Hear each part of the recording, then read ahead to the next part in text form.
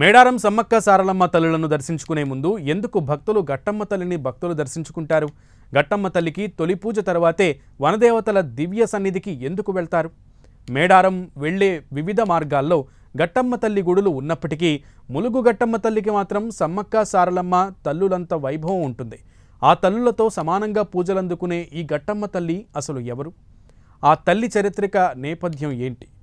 Let's take a look on this prime 9 special story.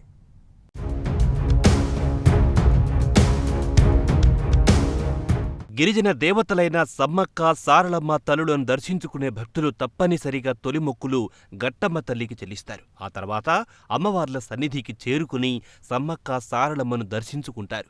దశాబ్దాల కాలం నుండి మేడారం వెళ్లే భక్తులు గట్టమ్మను దర్శించుకోవడం ఆనవాయితీగా వస్తోంది. మేడారం గిరిజన రాజ్య స్వాతంత్ర్యం, సాధికారత కోసం సాగించిన యుద్ధంలో సమ్మక్క తల్లికి గట్టమ్మ తల్లి అంగరక్షకురాలిగా ఉండేది. అసమాన ధైర్య శౌర్య పరాక్రమలతో శత్రువులతో రణం చేసి గొప్ప యుద్ధ వీర వనితగా పేరు తెచ్చుకుని చరిత్రకెక్కింది గట్టమ్మ తల్లి. గట్టమ్మ తల్లితో పాటు అంగరక్షకురాలిగా సమ్మక్క సారలక్కకు సూరపల్లి సూరక్క, మారపల్లి మారక్క, కోడూరు లక్ష్మక్క సమ్మక్క తల్లిని యుద్ధంలో శత్రువుల నుండి ఆయుధాల దాడి నుంచి కాపాడుతూ యుద్ధరంగంలోనే అమరులయ్యారు. అందుకే ఈ అమరవీరులను కూడా గిరిజనులు దేవతలుగా మలుచుకొని గుళ్ళు కట్టి వారి స్మృతికి నివాళులర్పిస్తూ పూజలు చేస్తున్నారు. ఆచార సంస్కృతి సంప్రదాయాల ప్రకారము పూజలు నిర్వహిస్తూ అమ్మవారికి మరి భక్తుల కోరిన కోరికలు తీర్చే విధంగా ఈ యొక్క పూజలు నిర్వహించడం జరుగుతుంది. మేము వేద మంత్రాలు ఏమీ ఉండవు, మాకు బండారి మాత్రమే, పసుపు కుంకుమ బండారి మాత్రమే భక్తులకు ఇవ్వడం జరుగుతుంది. దానిలోనే భాగంగా మరి ఈ యొక్క మేడారం మహాజాతరను పురస్కరించుకొని 21 నుండి 24 ఈ యొక్క మేడారం జాతర తేదీలను పురస్కరించుకొని మాఘశుద్ధ రోజులలో ఈ యొక్క ఆదివాసీ పండుగలు ఏదైతుందో, ఈ యొక్క ఆదివాసీ దేవతలు ఏదైతే ఉంటుందో ఈ మాఘశుద్ధ రోజులలో మాకు గట్టమ్మ తల్లికి ఎదురుపిల్ల పండుగను నిర్వహించుతాము. ఈ ఎదురుపిల్ల పండుగ అనేది 14వ తారీఖు ఈ 14/2/2024 రోజున మాఘశుద్ధ పౌర్ణమి రోజున మాఘశుద్ధ రోజులలో ఈ యొక్క ఎదురుపిల్ల పండుగను నిర్వహిస్తాము. మేము ప్రతి ఒక్కరము అంటే పూజారులము 100 మంది పూజారులు బోనాలు మరి పొద్దున్న 5 గంటలకు లేచి స్నానం చేసి బోనాలు మరి ప్రతి ఒక్కరికి ఇంటికి ఒక బోనాలు చేసుకొని ఒక అంగరంగ వైభవంగా మళ్ళీ లక్ష్మీదేవర్లతోటి ఆదివాసీ నృత్యాలతోటి ఈ యొక్క 2 కిలోమీటర్ల నుండి ఈ యొక్క గట్టమ్మ టెంపుల్ వరకు పాదయాత్రతో చెప్పులు లేకుండా ఈ యొక్క ఎదురుపిల్ల పండుగను నిర్వహించడం జరుగుతుంది. గతంలో కరోనా పాండమిక్ వల్ల కొంచెము జనాలు అనేది తక్కువగా ఉండడం జరిగింది. ఈ యొక్క దానిని ఇప్పుడు ఈ గతంలో 3000 బస్సులు కేటాయించడం జరిగింది. ఈ యొక్క జాతరకు 6000 బస్సులు కేటాయించడం జరిగింది. దానికంటే ఇది చూసుకున్నట్టయితే ఈ జాతరకు చూసుకున్నట్టయితే పబ్లిక్ అనే నెల రోజుల ముందుగానే ఎక్కువగా ఉండడం జరుగుతుంది.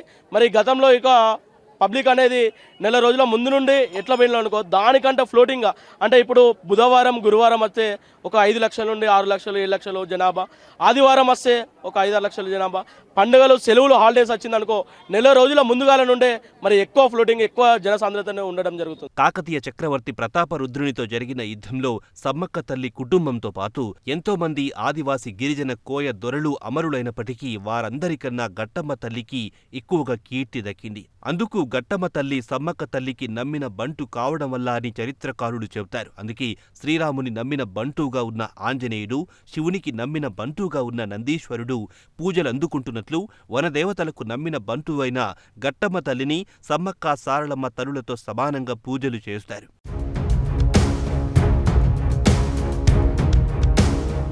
గట్టమ్మ తల్లిని దర్శించుకుంటే సమ్మక్క సారలమ్మ తల్లి దేవతలను దర్శించుకున్నంత పుణ్యఫలం వస్తుందన్న విశ్వాసం భక్తులలో నాటుకోవడం ములుగు సమీపాన ఉన్న గట్టమ్మ తల్లిని దర్శించుకుంటున్న భక్తుల సంఖ్య క్రమంగా పెరుగుతోంది.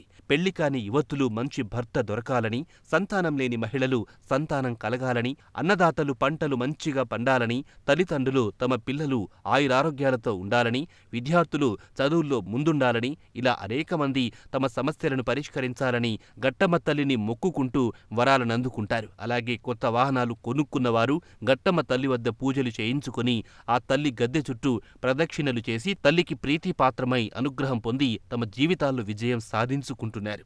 అందుకే ములుగు గట్టమ్మ తల్లి గుడి మరో శక్తిపీఠంగా ఎంతోమంది భక్తుల నిత్య పూజలందుకుంటుంది.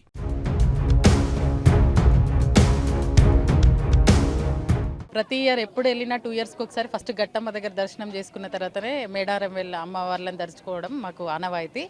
ఫస్ట్ వెళ్ళే ముందు ఇక్కడ గట్టమ్మని దర్శించుకుంటేనే మనకి అక్కడికి వెళ్ళినా ఇక్కడ ప్రతిఫలం దక్కుతుంది అనేసి ఇక్కడ ఆగడం అనేది, ఇక్కడ కొబ్బరికాయ కొట్టిన తర్వాత ఇక్కడ దర్శనం అయిన తర్వాతనే వెళ్తాము.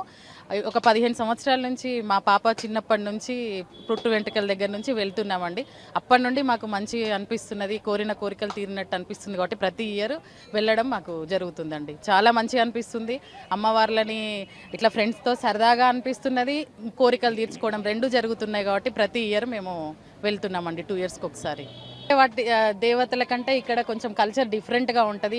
వాళ్ళే పూజారులే ఆ గుట్ట మీద నుంచి కుంకుమకాయ భరణిలో అమ్మవారిని తీసుకురావడం అనేది ప్రతాపరుద్రుల కాలంలో తను వాళ్ళతో అప్పుడు యుద్ధం చేసి మా ఇక్కడ వీరవనితలాగా వీరమందనం కొండ మీద గుట్టలో అదృశ్యమైందని చెప్తారు. అందుకే పూజారులు వెళ్ళి ఆ కుంకుమకాయనే భరిణిగా తీసుకొచ్చేది ఇక్కడ అదే సాంప్రదాయము. గట్టమ్మ తల్లి పూజల్ని గిరిజన పూజా సాంప్రదాయంలో నాయక్పోడ్ పూజారులు నిర్వహిస్తారు. గట్టమ్మ తల్లి దేవతను గిరిజన పూజారులు మేడారం మార్గంలోని ములుగు ప్రేమ్నగర్తో పాటు మొత్తం 9 చోట్ల ప్రతిష్ఠించి సమ్మక్క సారలమ్మ దేవతల అనుబంధ దేవతగా గట్టమ్మ తల్లికి ఘనంగా పూజలు నిర్వహిస్తున్నారు.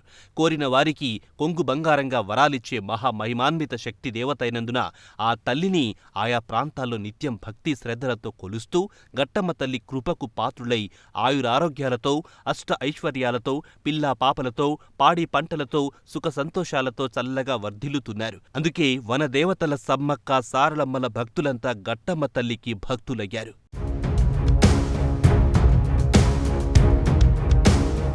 ప్రతి ఇయర్ దర్శనానికి కంపల్సరీ వస్తాము. ఆనవాయితీగా ఇక్కడికి వచ్చి కొబ్బరికాయ కొట్టిన తర్వాత అక్కడికి వెళ్ళి దర్శనం చేసుకొని వస్తామండి. 15 ఇయర్స్ నుంచి మేము కంపల్సరీ ప్రతి 2 ఇయర్స్కి ఒకసారి కంపల్సరీ వెళ్తూనే ఉంటాం. అనుకున్న కోరిక నెరవేరుతూ ఉంటుంది. చాలా బాగా అనిపిస్తుంది. అందుకే ప్రతి ఇయర్ కంపల్సరీ వెళ్తూనే ఉంటాం దర్శనానికి.